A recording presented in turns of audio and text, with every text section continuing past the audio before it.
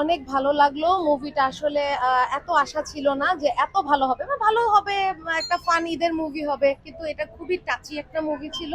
খুবই ভালো লাগছে। নাজিফা তুষি মেয়েটাকে চিনতাম না, ওর অ্যাক্টিং এত ভালো, এবং প্রত্যেকে, শুধু নাজিফা তুষি না, প্রত্যেকে যার যার জায়গা থেকে খুবই সুন্দর অভিনয় করেছে। এটা মুভি মনে হয়নি, মনে হচ্ছে স্লাইস অফ লাইফ।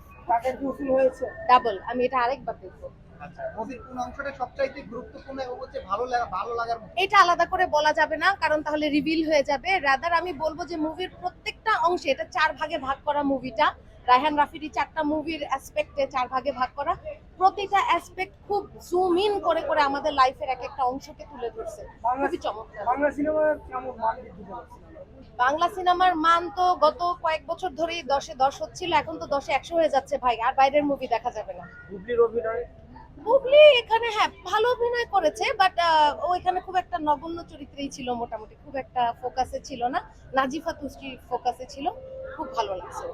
আচ্ছা, অন্য সিনেমা দেখবেন না? অন্য সিনেমা প্রিন্স বা প্রিন্স তো দেখবোই না, কারণ খুবই বাজে রিভিউ শুনতেছি, আর শাকিব খানকে ভালো লাগে না। কেন শাকিব ওভার খানকে অ্যাক্টিং ভালো করে, লাগে না? ওভার অ্যাক্টিং করে আমার কাছে লাগে। এরা খুব ভালো অভিনয় করে। আগে কি দেখেছিলেন? একটা দেখেছি তাণ্ডব, আমি রিলি মানে খুবই জঘন্য লাগছে। কেমন তামিল মুভি ভাই, আমরা এরকম মুভি দেখতে চাই ভাই, যেটা আমাদের জীবনের ছবি দেখা যায়, যেখানে ওই সুপার হিরো মার্কা মুভি তো আসলে ভালো লাগে না। Thank thank you. ইউ।